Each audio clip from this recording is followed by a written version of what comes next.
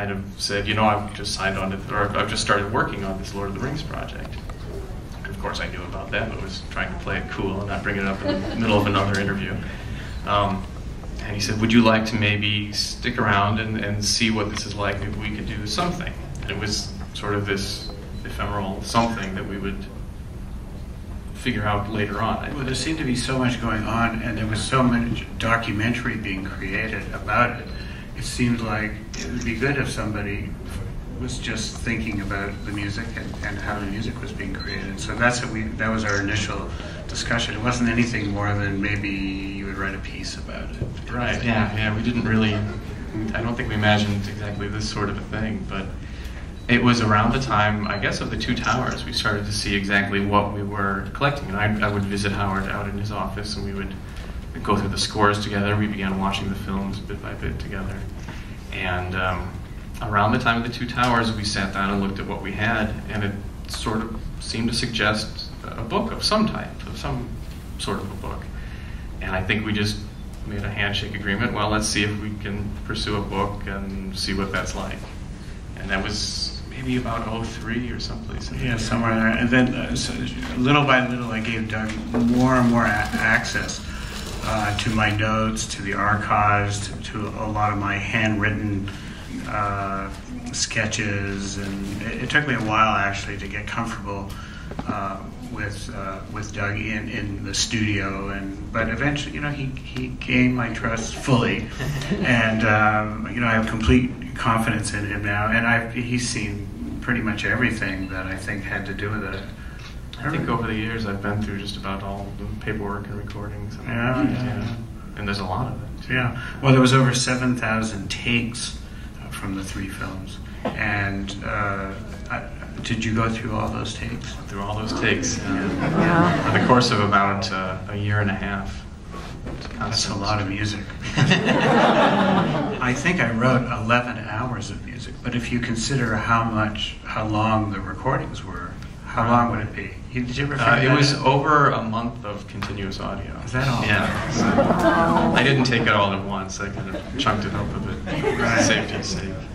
Right. Well, we recorded a lot. We would record 8 minutes a day with symphony orchestra, which is actually not a really a large amount, because we were doing it so carefully, and so and if there was the feeling that also that if you could improve on something, I would redo that the next day, or even a section of a piece, if I thought I had a better way to do it.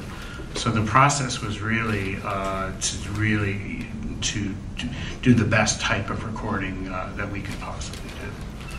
Right. And in that process, occasionally the musical content would change as well.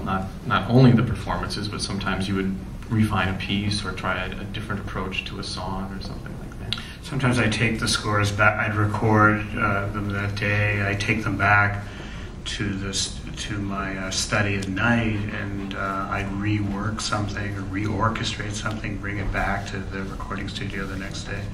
So I was constantly writing for many years. I mean, my writing on the project was almost 4 years. It was 3 years and 9 months, a year and a half, and 3 months for each film, plus the extended version. And then Doug really did spend 9 years sorting it out, my 4 years of work. And it was archived reasonably well. We got better archiving in Return of the King than we did in Fellowship of the Ring. But he's managed to go through. And actually, there's still sorting out going on. I know with Ludwig Vicky, who's conducting the concert tomorrow night at Radio City, he was at my studio when he first arrived from Switzerland. He lives in Lucerne. He came right to the studio, and he spent an entire day looking through the conductor scores of Two Towers, which is the score he's conducting tomorrow night, and is also a score which he's conducted many times before. But he's still looking through it and trying to determine a percussion part, or where the horns doubled here, or what happened here. Because just to give you some idea of the process, my process, that I compose I do pencil sketches, and then I orchestrate in pen, But then when I take that work to the recording studio, I do a lot of changes from the podium. And then what I do is I mark up the score from the podium in a red pencil, red ink. And so he has to go through those conductor score and try to decipher the red ink. And because it's done on the podium as I'm conducting, I'll hear something and I go, no, change that, that's an E flat, and make the crescendo here. And then I'll just do this to the score to indicate that I've told the orchestra, I've indicated something to the orchestra, and I'm actually just sketching it in the score to keep track of it. And sometimes I do it carefully and sometimes I don't. You know, sometimes I'll give the indication and forget to put the marking in and stuff. Sometimes I'll write percussion parts right in from the podium. The copyist will look at them right over my shoulder and copy them into his part and then give them to the percussionist. Stuff like that was going on. So it was really keeping track of an enormous amount of music being constantly changing. Right. About, as you say, nearly 11 hours worth of music. That was constantly moving around, yeah. And actually at Abbey Road, where we stored the music, there's a closet there that was the largest storage capacity of any work that they had ever created. There was more terabytes and gigabytes, you know, in this closet in digital form, you know, than had ever been worked on. So that was just the recording, and then there was the editing and mixing. I mean, that also constitutes enormous amounts of data.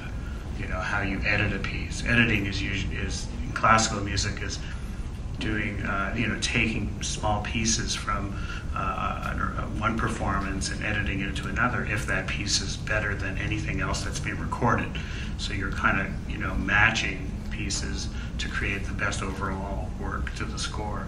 And then mixing creates a whole other bit of data where you might be remixing a bit of things or putting things into surround for the film, and it gets complicated. Right. And I suppose for the sake of clarity, we should point out that, you know, all that research on the audio on these archives, this is what we've put in the back of the book as the rarities archive. And you can hear some of these alternate compositions and takes of things. They're alternate takes, yeah, sometimes they're alternate takes, sometimes they're mock-ups of pieces that I hadn't orchestrated yet. They were early compositions that were done electronically so Peter Jackson could hear them in New Zealand. A lot of work was done on the internet. When I started to work in New Zealand, they didn't want to use the internet because of security. They were concerned about security and people hacking into our sites or our email and getting Lord of the Rings images or music on the internet before the movie was released. So there was a lot of concern about that. So I said to Peter, well, how are we going to work? He said, we're going to use courier. And I thought, oh, that's a job, you know, they're going to send a courier. I said, how long would it take?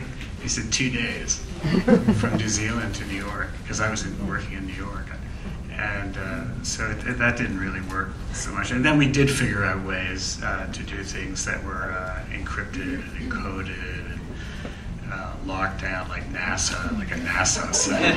It's like getting into the Pentagon, but you know, you couldn't really do it. So luckily, nothing ever got out, and we were very careful about that. By the end of the process, you even communicated during some of the recording sessions using the internet. He was sometimes speaking to you from a remote location. We did do that, yes. And it was actually Peter's idea to do a rarities disc. He always thought that was a cool thing because he loves outtakes, and he likes. He would always make what were they called, like crew films, kind of thing. Oh, like the gag. Yeah. He liked all that kind of stuff, like home movies and stuff. And he was also constantly documenting everything. He liked to, you know, do small Super 8 can't, you know, everything was being a lot of behind the scenes stuff. So he actually said to me, oh, you know, those rarities, you know, you should do a disc with just the rarities, the outtakes, you know, things that nobody's ever heard. It was interesting, or things we tried and we put over there or something, you know, or an early version. So that's what the rarities disc is. And I think it's kind of unusual in a sense that I don't think anything like that's really been released in a kind of form like that. And I thought putting it in the book was a good place to put it because Doug gets into a lot of detail about how the things were created. Yeah, there's